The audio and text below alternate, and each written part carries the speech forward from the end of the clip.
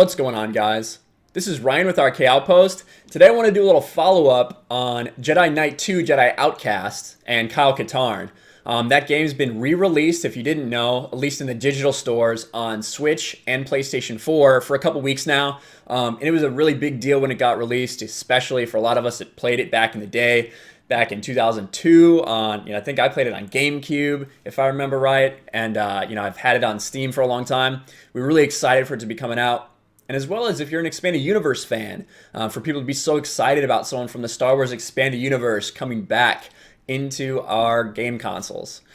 So I want to do a quick overview on kind of the reaction to it. So I've got a couple articles we'll go through here. So the first one, which is exciting because it shows you the good response that it's had. Right? Star Wars Jedi Knight 2 Jedi Outcast publisher has more announcements on the way.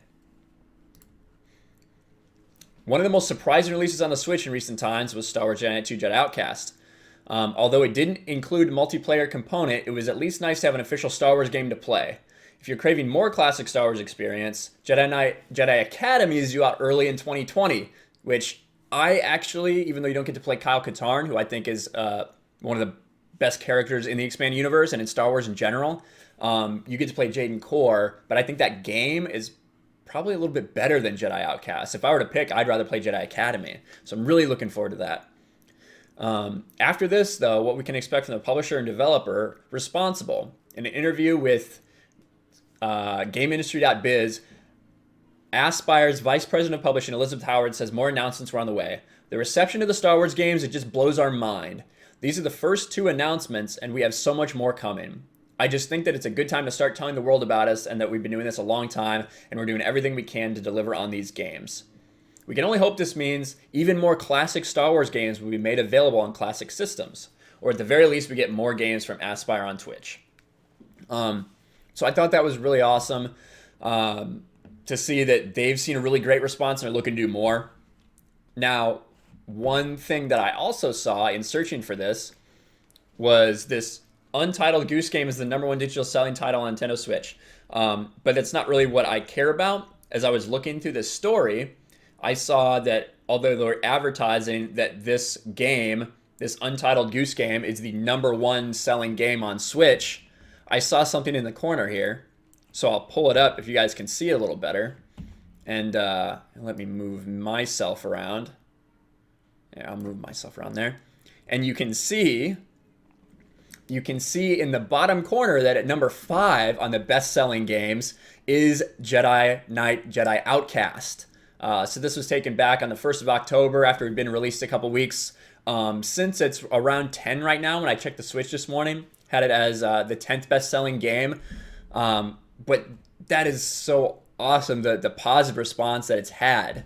I just thought that was really cool. And then I wanted to show how... I wanted to show how some people don't appreciate this game for what it is. You have a lot of people who are used to video games the way they are now, where it's almost like dumbed down and it's not difficult. You have some people who are used to these modern games going back and playing this game from nearly 20 years ago, and they're having issues with it because it's too difficult. So this person says Jedi Knight 2 is absolutely brutal on the Switch. We've had a lot of great reviews, we've had a couple like this from these people who I think just don't appreciate how difficult a game is and how rewarding it can be to play through a difficult game. He basically says that it's really hard to play through these bunch of levels. A huge problem with the Switch and PS4 re-release of Jedi Knight, it's completely faithful to the port of the original, perhaps too faithful. Yeah, so it's the same game. Yeah. Kyle Katarn doesn't have any force powers when Jedi Outcast begins, and the first mission is crawling with stormtroopers, officers, and a lot of old first-person shooter puzzling. Back in the day, it meant a lot of ducking in and out of corners, firing single-charge shots from the blaster pistols because health pickups were few and far between. And they're right, it is tough. The first mission alone could take around an hour if you don't remember the location of everything, not to mention any instances where you forgot to save and got caught by a band of stormtroopers. The save system is basically intact in the Jedi Outcast console version. The checkpoints haven't been updated for modern sensibilities, so if you're not regularly saving manually, then you're going to find yourself retracing an awful amount of ground. Yeah, so if you're not saving the game and you suck and die, you have to go back. What a shocking revelation. And that's not even counting for the fact that a lot of Jedi Outcast enemies and levels were designed deliberately to trip you up, or at least to make you cautious about progressing. Enemies will be peering down at you from ledges and higher platforms. Future levels will have snipers that can nail you from half a mile away. So, that is... It's so...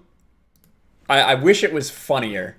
But all those things that this person is saying in this review, in this Kotaku Australia review, are things that make me interested in the game. Those are difficult things. That's a hurdle. That's challenging. And when something's challenging, it makes it rewarding when you complete it.